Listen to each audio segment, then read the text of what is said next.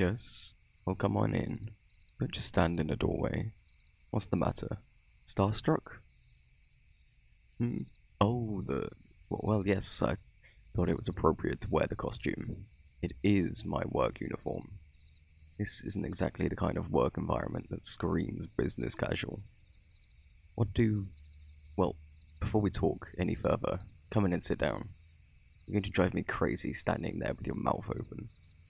If you could try to keep a professional demeanor, it would make this interview go so much more smoothly for you. That wide-eyed stare isn't giving me the best impression. Better.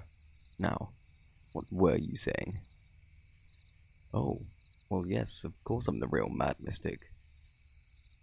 Wasn't I who you were expecting? Did they not tell you which supervillain you were applying to work for? Really? You're joking. You didn't? I knew that agency was a joke. How could any employment agency fail to mention something as important as the job they're lining you up for? Especially if the job is minion to a supervillain. Unbelievable. This certainly makes this all interesting. Well, what do you think? Would you like to continue the interview? This might hurt your chances a little bit, seeing as you weren't really planning on breaking into the industry. But it doesn't disqualify you at all. Well then, let's see where this goes, shall we? Who knows, you might be able to bring a unique perspective to my lair. Let's see, some of these questions are probably unnecessary. I'm sure you haven't had any previous experience in villainy, correct? Given how intimidated you look right now, I doubt you've ever been within 100 feet of somebody like me. Here's a good one. What does villainy mean to you? What do you picture a villain as? Not the traditional answer, but at least it's honest. I don't trust the people that try to tell me what they think I want to hear. If I hear one more applicant say villains that are real heroes, I'll toss them out the window. I really will. And speaking of which, what about heroes? What do you think of them? Perhaps a little too honest. But that's alright. Perhaps a little too honest there. That's alright. They work hard to project that image. You'll see what they're really like if you get the job. Honestly, I'm not thrilled with the rest of these questions. They don't seem very relevant. How about this then? What made you decide to continue the interview? Are you drawn to the idea of illegal activities, or... Scared of what I'll do? That's reasonable, I suppose. I've done everything I can to create a fearsome reputation. Keeping a healthy fear of villains is a good trait in a minion. Is it only fear that keeps you here? Or are you in any way intrigued by the idea of working on the other side of the law? It can be very freeing, you know.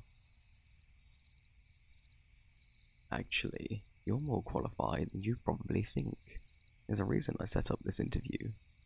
Your resume is unorthodox for a prospective minion, but not bad at all. I could see you doing well under my employ. Oh, absolutely. Seems you've been jumping between very different kind of jobs. For many employers, that's a red flag, but it's promising in this context.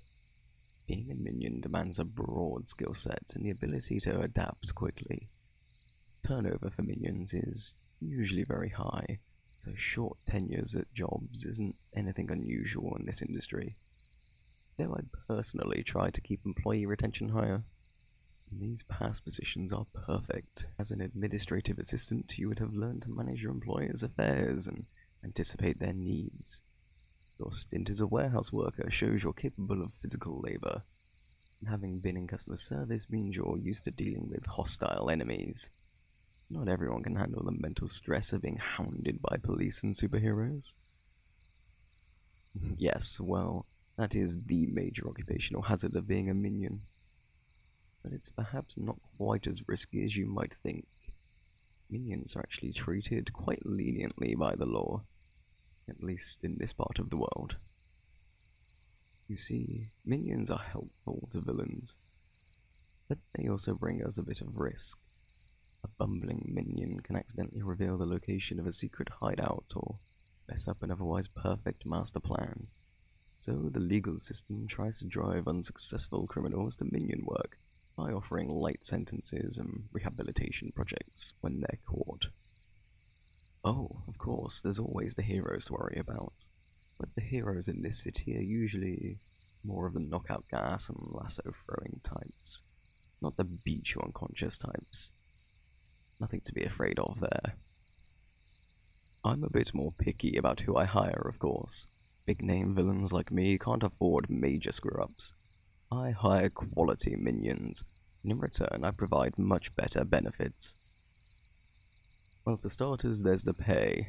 Given your background, I can start you off in the high five figures, quite a bit more than what you'd be getting working for most villains, and with plenty of opportunities for raises. Aside from that, you get 4 weeks vacation plus holidays, significant sick leave, hazard pay for dangerous tasks, and a robust health plan. Unfortunately, we can't pair you up with any professional, official insurance companies, for obvious reasons, but we can run our own internal insurance. Oh, and we have a union too. I do like to provide for my employees, but I admit that half the reason for all that is just to make rich capitalists squirm. I love watching them try to explain to people how an evil villain can treat their employees better than they can. Oh, and there are a few unconventional perks as well. Earning Employee of the Month entitles you to 1 free rescue in case of arrest or capture. Those are difficult to pull off, so we can't just bust everyone out all the time, and if you do an especially good job, you can request resources for your own personal crimes. Within reason, of course. Oh, and you'll want to know what your actual duties are, I suppose. You'd start off working exclusively in the lair, performing maintenance on the Doomsday devices, organizing stolen goods, that sort of thing. You can get promoted to accompanying me on heists before too long, if you should progress. You'll be provided with weapons and combat training in that event, naturally. And between you and me, there's going to be an opening for my sidekick before too long. The current one is retiring, and you strike me as a good fit. That's a very lucrative position. And actually quite a bit safer too. You wouldn't be expected to hang back and keep the enemy busy like the others. And you needn't worry about being forced into an ethical conundrum. Not unless you're a real goody-goody anyway. I'm in the villain game to shake up society and topple the high and mighty, not bring harm to average ordinary people. That's just beneath me. Well, what do you think of all this? Do you think you'd accept it if I offered you the position? Interesting. Well, I think it's about time to wrap up this interview. But first, a word of warning. I'm not certain if your employment agency mentioned this to you, but everything that transpired here is top secret. Whether you decide this position is for you or not, do not approach the police or any heroes about this. I will find out. There will be consequences. Just a little joke. Maybe. I'd be careful if I were you. I'm a very good employer, but I'm not the type of person you want to upset. Well, I think that just about concludes the interview. Unless you have any questions? No? Well then, this has been a very interesting experience for the both of us, I imagine.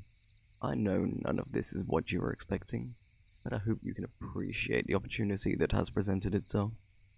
I'll be in touch with an official job offer if I decide you're the best candidate.